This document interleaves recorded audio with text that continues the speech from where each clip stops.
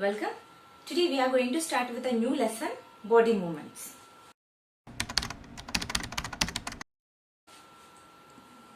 We do many activities daily. Say for example, we write every day, we walk, we run and we talk with someone.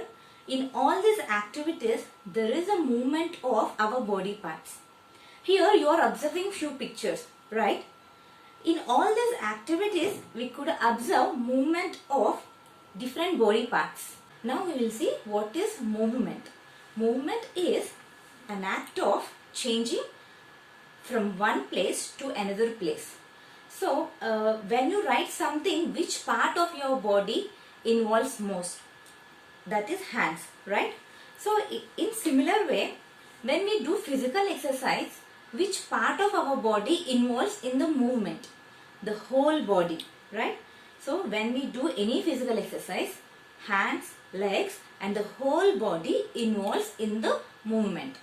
And sometimes we will not even notice few movements in our body. Say for example, blinking of our eyes, breathing like this. While we blink our eyes, this is also one kind of movement in our body.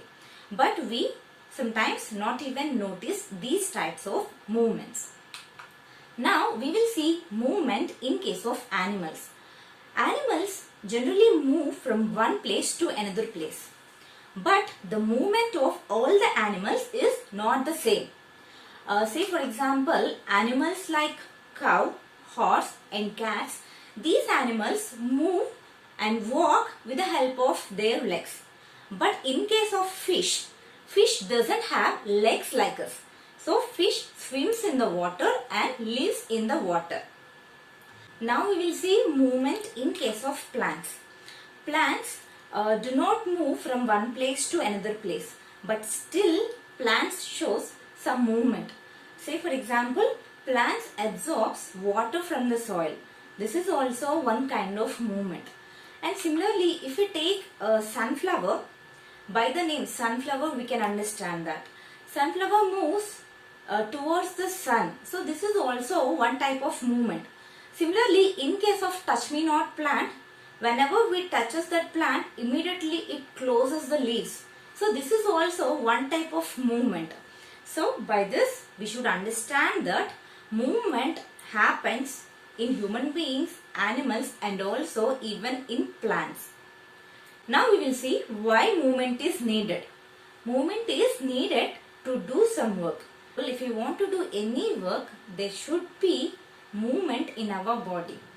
Similarly, movement is needed for the animals to go from any unfavorable conditions to a safe conditions. Generally, we observe birds move some seasons from one place to another place. So from unfavorable conditions, it goes and flies to the safe conditions. So in this way, movement is needed for animals also. And also animals need movement to protect themselves from their enemies. Now, what are the major parts involved in the movement of human body? Now we will see the main part that is involved in movement is bones. Human body comprises of 206 bones. We know that our body, adult human body, comprises of 206 bones. And bones protects all the internal organs. It means bone gives protection and support for our body. Say for example, all the vital organs like heart, lungs, liver, all these vital organs are present inside the rib cage. So bones gives protection for all the vital organs. And bones are hard structures in our body. We can feel the bones also. If we touch your hand, you could able to feel hard structures. They are nothing but bones. So bones are present below the skin and muscles. But bones cannot be bent. But then how we are bending our body? This is because of the presence of joints between the bones. Now we will see about joints. Joint is a point that is present between two bones. It means in our body, wherever two or more bones are, joint, in between that joint is present. Joints are majorly of two types. One is movable joint. So by the name we can understand that these joints can move. Say for example, in our body, joints like knee joint, elbow joint. So all these joints comes under movable joints. And the second one is fixed joints. By the name itself we can understand that these joints are fixed. So these joints cannot move. The most of the bones in our skull, the most of the joints in our skull are fixed joints.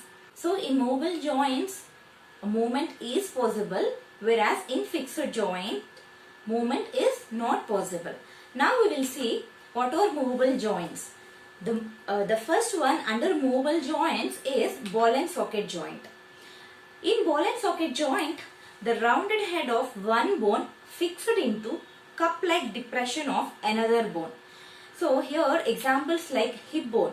Here you could observe in hip joint, the round head of femur fits into the cup-like socket of pelvic bone.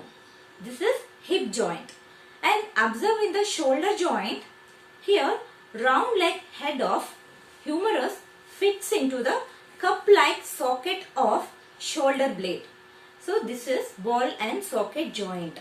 In this joint, movement is possible in all the directions. It means movement is possible in 360 degree. And now we will see second type of movable joint, that is pivotal joint. In pivotal joint, movement is possible in the planes like up and down and side to side.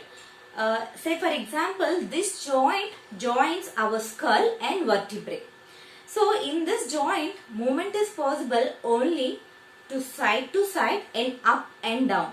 Here we cannot rotate our head because pivotal joint is only here, movement is only possible to side and up and down. Now we will see third part of mobile joints, that is hinge joint. Hinge joint allows movement in only one direction. Here examples are elbow joint, joints of the fingers, joints of the ankles, and like joints of the knee will come. Observe in the picture here, movement is possible only in one direction. These are various movable joints, and in our next section we will be learning about fixed joints. Please like this video and don't forget to comment, don't forget to subscribe. Thank you.